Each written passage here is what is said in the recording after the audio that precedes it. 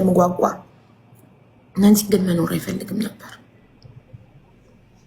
በቃ ምንም የሚያጓጓው ነገር የለም እዚህ ምድር ላይ ለመኖር።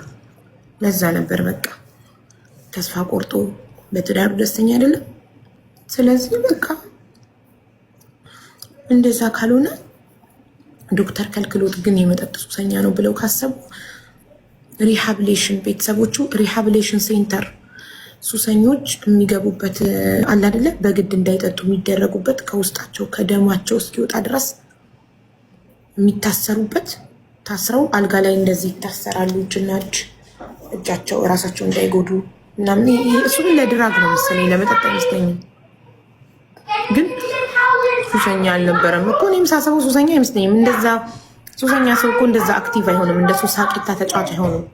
ሱሰኛ አይመስለኝም። ተስፋ ማውጣት ይመስለኛል። በቃ ለመኖር አልጓጓም።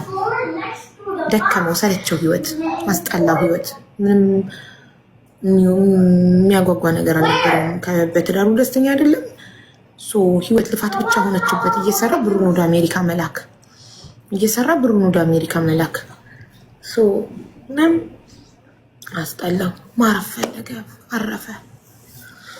ግን እናንተ ራሳችሁን ካልጠበቃችሁ ከዚህ መማር ያለባችሁ ራሳችሁን ካልጠበቃችሁ ራሳችሁ ለመኖር ካልጓጓችሁ ማንም ከሞታችሁ በኋላ ነው ሁሉም ወጥቶ ታሪካችሁን የሚያወራው እንጂ ማንም ሊያድናችሁ አይሞክርም። ራሳችሁ ለራሳችሁ ካልቆማችሁ ጓደኛ ተሰብስቦ ሲጠጣ እሱ ሲከፍል እነሱ ብራቸውን እያያዙ ነበር ብልጥ ስለሆኑ።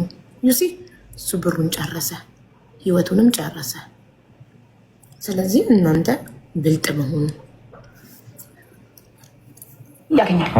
አንድ ምን አለ መሰለህ ነፂ፣ ብሩን ለልጆቹ በዶላር ይመልሳል። እናቱ አለች፣ የእሷ እናት አለች። የእሷ እናት የቤት ኪራይ ያው የሚኖርበት ማን ላይ ቢሆንም ለእሷ ያደርጋል። እንደገና ደግሞ የሚያገዛቸው ሰዎች አሉ፣ ወንድሞች። አሁን የታናናሽ ወንድሞቻችን አሉ፣ የእነሱም ቤት ፈርሶብናል። የአያቶቻችን ቤት ስለፈረሰ እነሱም የቤት ኪራይ እየከፈለ የሚያኖር እሱ ነው። ብዙ በርደናል። የሚያገኘውን ሁሉ እየኖረበት ነው። ለሚስቱና ለልጆቹ እየሰራ አሜሪካ ይልካል።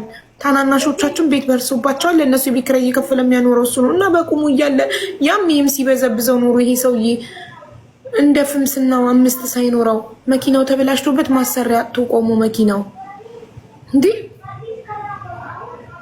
ለምን እሱ አንድ ነፍስ ሆኖ 10ን ይረዳል?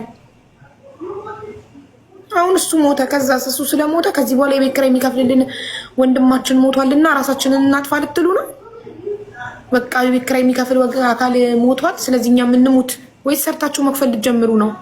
በህይወት እያለ ሰርታችሁ ለምን አትከፍሉም ነበር?